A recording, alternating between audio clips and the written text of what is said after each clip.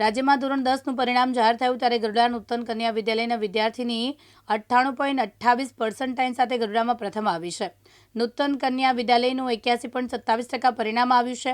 ગઢડામાં કેળવણી મંડળ સંચાલિત નૂતન કન્યા વિદ્યાલયમાં ધોરણ 10માં અભ્યાસ કરતી અક્ષરા પરેશભાઈ પરમાર, જેને ધોરણ 10માં 93.24% અને 98.28% સાથે ગઢડા કેન્દ્રમાં પ્રથમ અને નૂતન કન્યા વિદ્યાલયનું ધોરણ 10નું 81.27% પરિણામ આવ્યું છે. સાહેબ, આજે 10મા ધોરણનું પરિણામ હતું.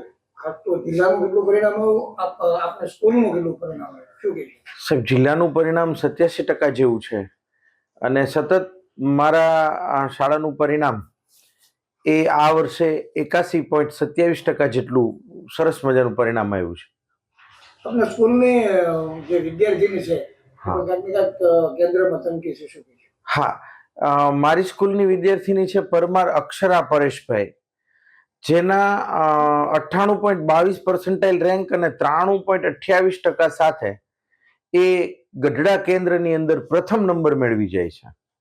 એમના જે પિતા છે એમનો વ્યવસાય શું છે અને કેવી સ્થિતિની અંદર સારી ટકાવારી આવી છે, શું કહેશો?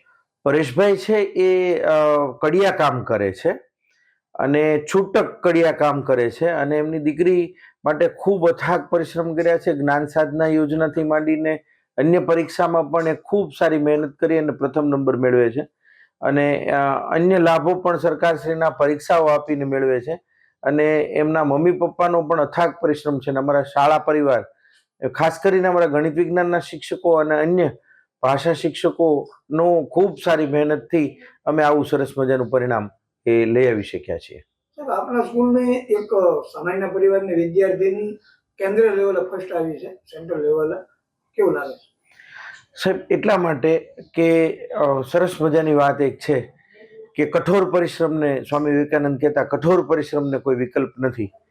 એમ અમારી શાળાની મોટા ભાગની વિદ્યાર્થીઓ આજુબાજુના ગામડામાં અને દાડીએ જતા મા બાપની એટલે ભાગવું રાખતા લોકોની જ બધા આજુબાજુને આવી જ દીકરીઓ ગ્રાન્ટેડ સ્કૂલની અંદર એડમિશન લે છે અને ખૂબ સારી મહેનત કરે છે અને એમને વિકલ્પ એવો જ છે કે હું કદાચ આવી થોડીક આર્થિક સંકળામણવાળી પરિસ્થિતિમાંથી હું સરસ રીતે ભણી જાઉં તો આવા આશય સાથે ખૂબ સારી મહેનત કરે છે અને સાથે સાથે અન્ય અભ્યાસેતર પ્રવૃત્તિઓ કરી અને અમારા હોંસલામાં પણ એ બુલંદ કરે છે. એવા અમારા વિદ્યાર્થીઓનો હોંસલો છે. બોતાભાઈ શેકલિયા, દિવ્યાંગ ન્યૂઝ, બોટાદ.